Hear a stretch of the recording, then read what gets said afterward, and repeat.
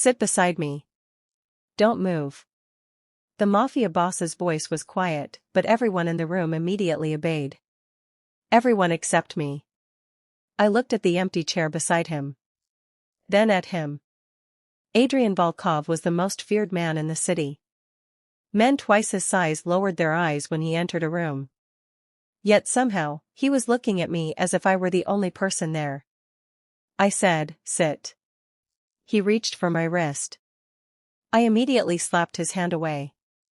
The entire room went silent. A few men exchanged shocked looks. No one had ever dared to touch Adrian's hand away. I expected him to explode. Instead, he slowly looked at his hand, then back at me. And smiled. Not an angry smile. A dangerous one. "You have no idea what you just started," he whispered. I stood my ground. "I don't care who you are. You don't order me around." His smile disappeared. He leaned back in his chair. "Fine." I turned to leave. But before I reached the door, Adrian spoke again. "Walk out of this room, and you become a target." I stopped. "What does that mean?" He looked toward the windows. "Someone in this room has already decided to kill you." My heart stopped. I slowly turned around. Adrian's eyes moved across the room. Then he said 4 words that changed everything. "And I know who." I slowly looked around the room. There were 12 people standing there. Men who worked for Adrian. Men I had never met before. And one of them wanted me dead. "Who?" I asked. Adrian didn't answer immediately. Instead, he stood up and walked toward me. I stepped back. "Don't come closer." He stopped.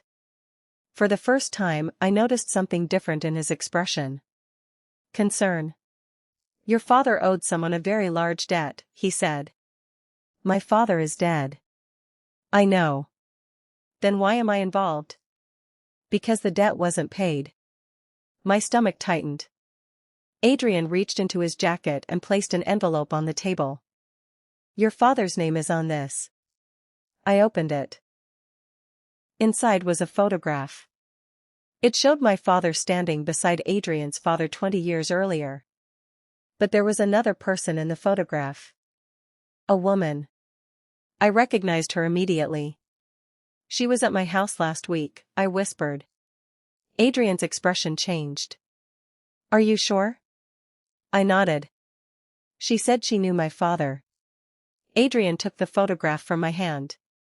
"She isn't here to talk about your father." "Then why?" He looked directly into my eyes. "Because she knows what happened the night he died." I felt a chill run through me. My father's death was an accident. Adrian shook his head. "No."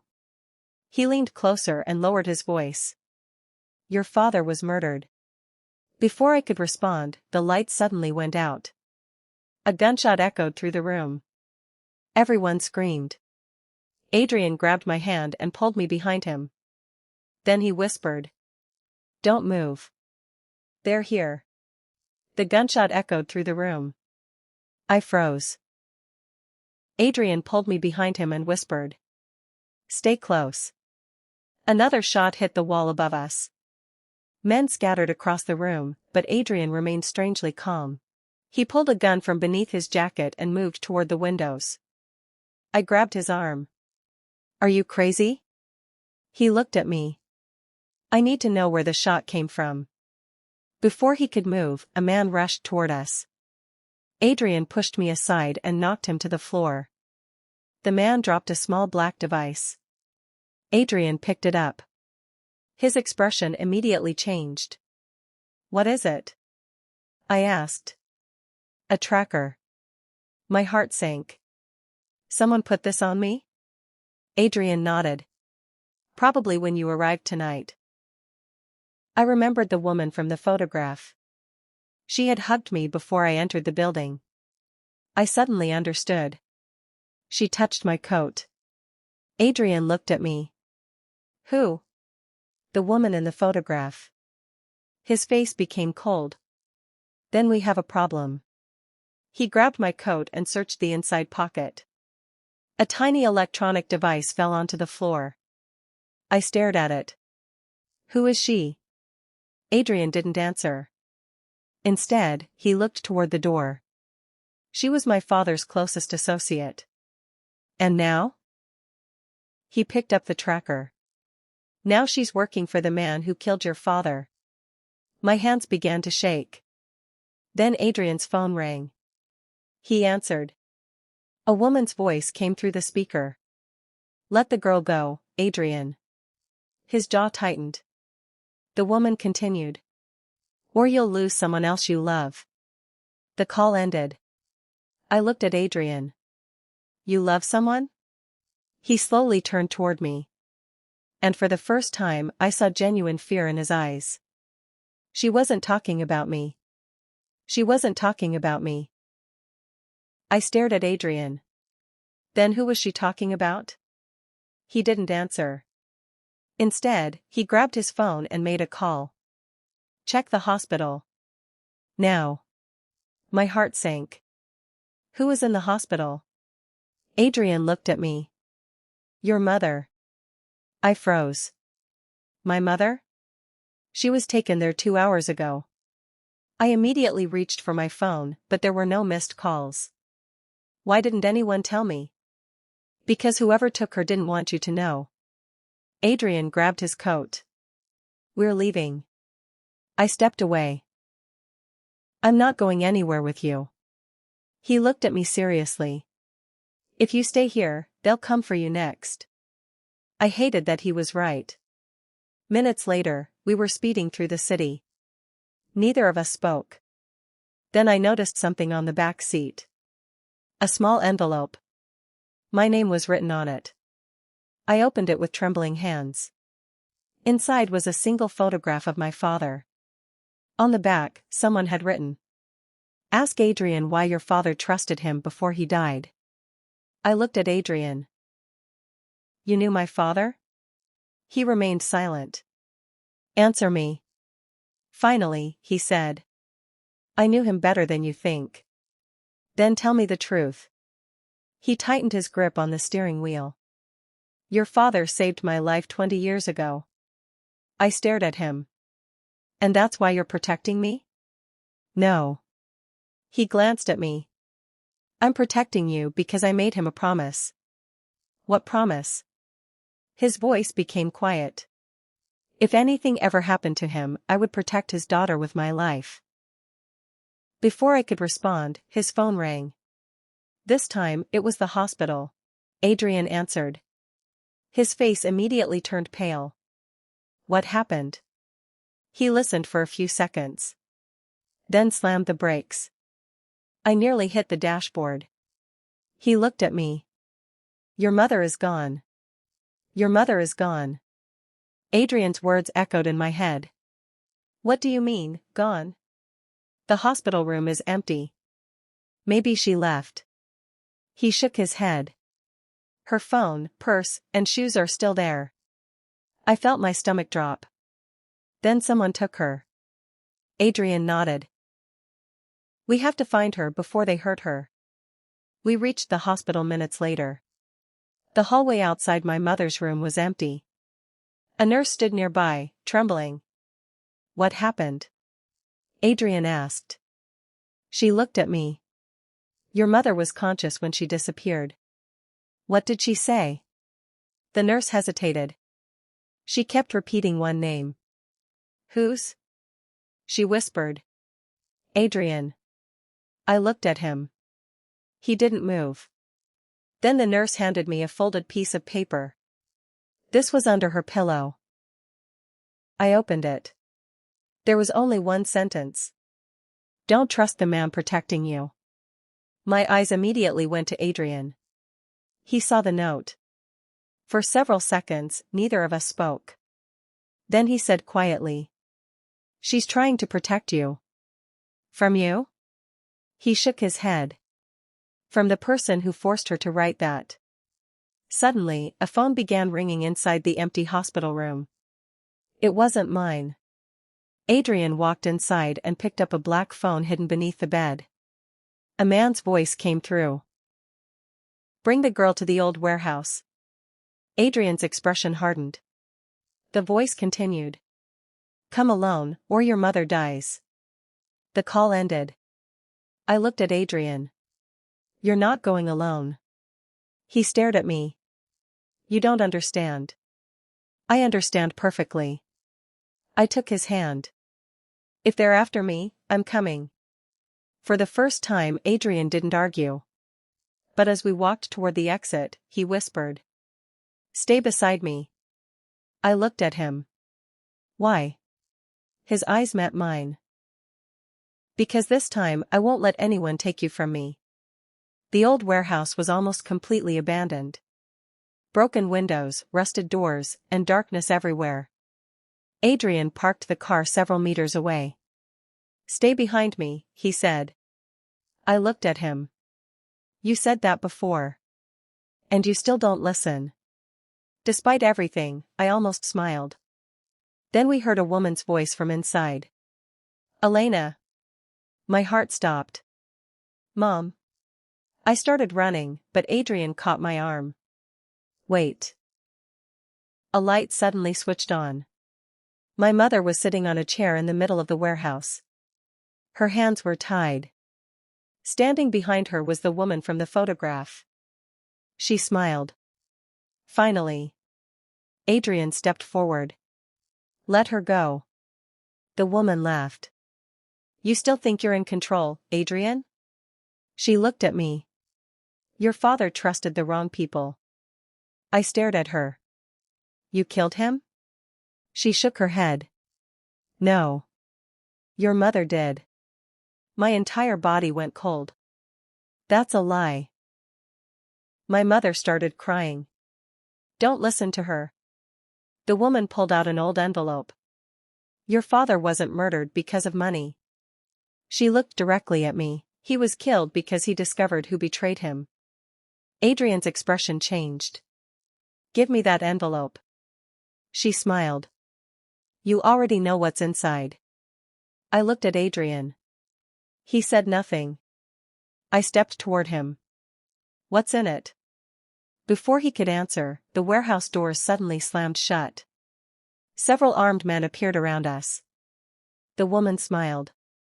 "Now you finally understand." She looked at me and whispered, "The person you trust most has been lying to you from the beginning." I looked at Adrian. He didn't answer. That silence hurt more than any confession. The woman smiled. I shook my head. "Adrian, please. Tell me what happened to my father." He finally looked at me. "Your father wasn't innocent." My mother cried out. "Adrian, stop." I stared at him. "What did he do?" Adrian took a slow breath.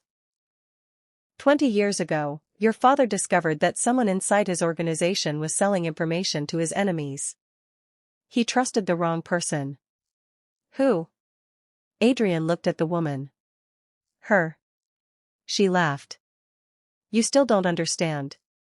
She turned toward my mother. "Tell her what really happened." My mother lowered her head. Then she whispered, "Your father discovered that I had been working undercover." I felt dizzy. "Mom, what?" "I was trying to protect you. But when your father found out, everything fell apart." The woman suddenly raised her weapon. Adrian stepped in front of me. A shot rang through the warehouse.